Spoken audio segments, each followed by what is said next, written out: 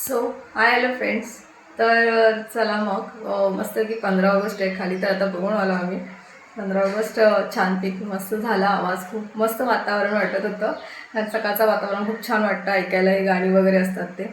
तर पाऊस पण चांगला होता मस्तपैकी, आणि रिमझिम चालूच होता कंटिन्यू, कारण पूजा पण शाळेत गेली होती आज. तिचा म्हणजे हे होतं काय, आपला डान्स घेतला होता, पार्टिसिपेट घेतलं होतं. कधी नव्हे ते मग 6वी स्टँडर्डपासून आता त्यांना सकाळचं शाळेमध्ये बोलवायला लागले. तर चला मग ते तर आहेच. आणि दुसरी गोष्ट म्हणजे श्रावण आपले चालू झालेत आणि शनिवार आहे पहिलाच. तर म्हणून म्हटलं चला मग आज म्हणजे मी मार्केटला गेली होती, तिकडे मला अळू भेटला. खूप तर अळू येत आहे मार्केटमध्ये. तर म्हटलं अळूची रेसिपी आपली झाली नाही आहे, म्हणून म्हटलं आता मी अळू मस्तपैकी स्वच्छ धुवून साफ केलं आहे. बघितलं तुम्ही. तर देठ आणि पानं वेगळी करून घेतले आणि धुवून स्वच्छ घेतले. तर देठ आता मी पाण्यामध्ये टाकले, दाखवते मी. हे बघा, मी मस्तपैकी स्वच्छ धुवून काढले आणि आता नितळत ठेवलेत. आणि इथे मी थोडे आता पाण्यामध्ये ठेवले, जेणेकरून खाज असते देठाला, कापताना खाज येते, पानांनाही असते. तर म्हटलं तोपर्यंत राहू देत. तर एक 5-10 मिनटं ठेवते आणि मग आता चिरायला घेते. तर चला मग आजची रेसिपी आपली अळूची असेल. तर म्हटलं श्रावणात सुरू करूया आपण अळूपासूनच. तर मग चला स्टार्ट करूया. याच्यामध्ये आता काय काय कडधान्य टाकेन किंवा काय घालेन ते मी दाखवते तुम्हाला आता. तर चला मग. हे बघा, मी चणे आणि पावटा भिजत टाकला होता रात्री. आणि हे मके घेतलेत, मक्याचे दाणे घेतलेत सोलून. की कोण अख्खा आमच्याकडे गावात कोकणामध्ये तरी अख्खे पीस करतात आणि टाकतात, कारण की ते खायला मजा येते अळूमधून. पण मी आता हे कॉर्न अर्धाच होता माझ्याकडे, तर मी जेवढं होतं तेवढं दिलं, कारण की बऱ्यापैकी चणे मी टाकले होते, त्यामुळे मी कॉर्न होता तेवढा म्हटलं चालेल. तर पावटे आणि आपले चण्यामुळे छान वाटेल. कुळीत पण टाकतात काय काय जण ह्याच्यामध्ये, जर आपल्या कोकणातली माणसं असेल तर माहिती असेल त्यांना, तर कुळीतसुद्धा टाकतात. तर चला मग आता. आणि खोबरं किसून घेणार आहे, आलं आणि खोबरं. तर मी दाखवेन ती पुढचं. पहिलं आता आपण अळूची पानं आहेत ती मस्तपैकी चिरून घेऊया.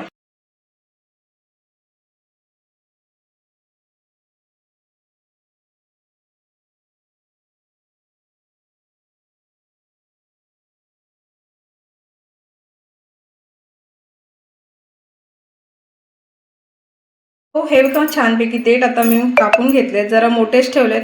ते कुकरला 5-6 शिट्यामध्ये बारीक होऊन जातील, प्रश्नच नाही. तर इथे मी आता 1 ग्लास पाणी घालून घेतलं आहे, पटकन घालून घेतलं. तर आणि कुकर लावायचं आहे.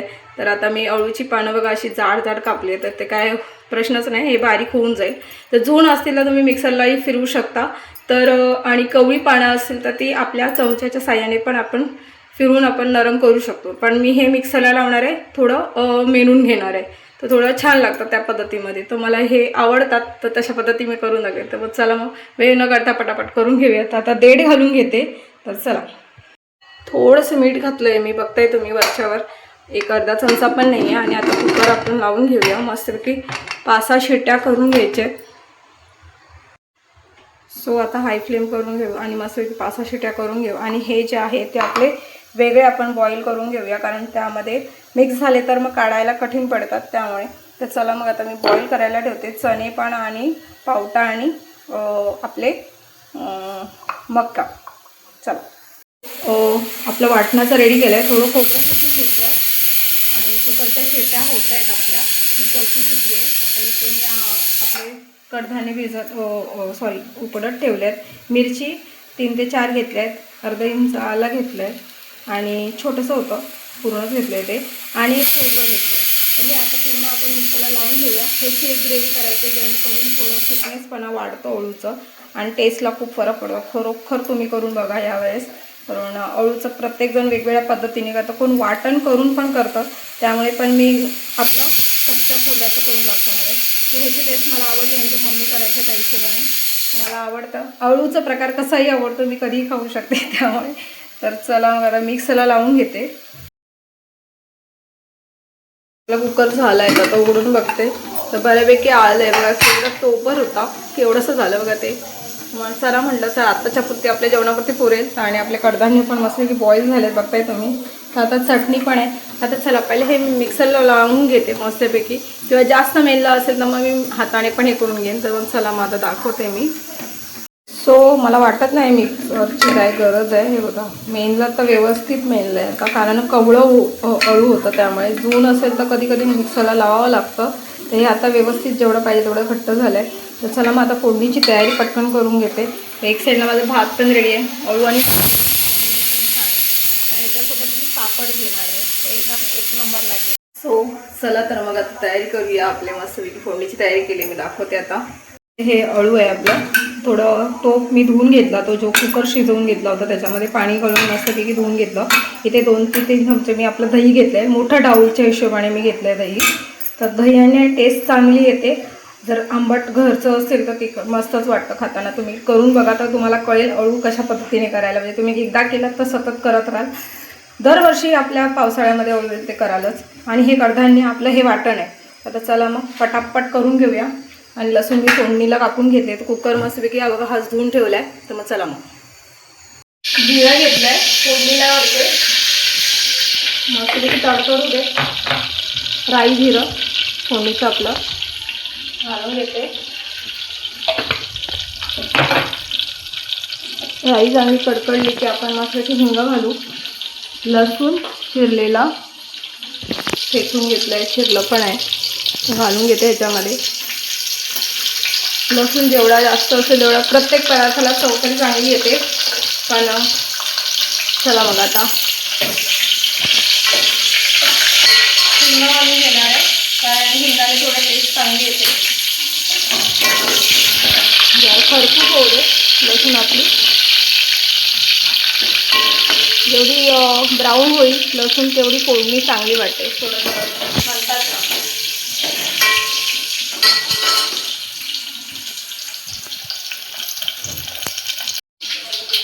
हिंग घालते, थोडासा मसाला, कारण आपल्या वाटपामध्ये या मी 2 ते 3 मिरच्या घेतल्या. पण आता मी थोडासा मसाला घालते. तुम्हाला ऑप्शन आहे, जर मसाला नाही घालायचं नका घालू, पण मी घालते, मला हवं आहे, थोडंसं टेस्टला चांगला लागतो. आता वाटेल आपलं. अशी ग्रेव्ही खूप सुंदर वाटते, अगदी चपातीवर पण खाऊ शकतो आपण.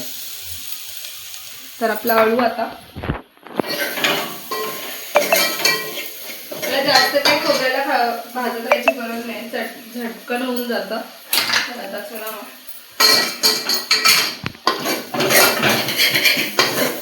आमची आजी ऋषीला करायची, मला त्याची आठवण नाही, कारण का अळू खूप सुंदर बनवायचे तिकडे. ऋषीचा उपवास असल्यामुळे पहिल्या जुन्या बायका एकत्र येऊन वाळावर आंघोळ वगैरे करून ऋषीची पूजा करायची आणि अळू ह्याचं असायचं, कारण ऋषी हे अळू आणि आपले फळं वगैरे खायची त्या टायमाला. तर आपण त्याच पद्धतीने करायची गरज. पण आपल्या तर चवीचे प्रकार वाढल्यामुळे आपण काही ना काही ॲड करत राहतो. तर ते लोक अळूचं असं करत नाही, नुसतं अळू शिजवतात आणि आपले मका आणि जे असतात चिनं वगैरे ते घालून त्याच्यामध्ये बॉईल करून ते लोक पहिलं उपवासाला म्हणून जेवण हे असायचं. तर ऋषीचा उपवास म्हणून असायचा त्यांचा. तर आता आपण खूप काय काय घालून त्याची ॲड वाढवली आहे करून करून. तर आता आपली चवीचे प्रकार आहेत ते. माझ्या आजीचा उपवास असायचा ऋषीचा. तर आता कोण आमच्याकडे इथे कोण पकडत नाही. आता मी आपले बॉईल केलेले कडधान्य घालून घेते.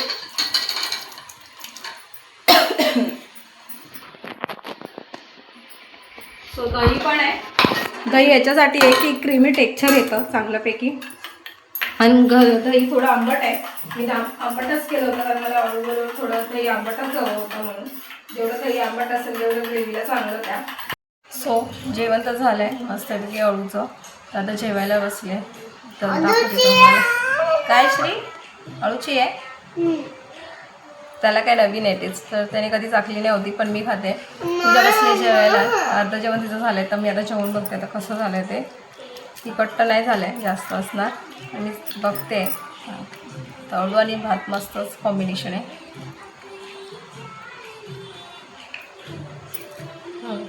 हवा तसं झालं आहे. चला मग करून बघा यंदाच्या पावसाळ्यामध्ये. तर मग चला मग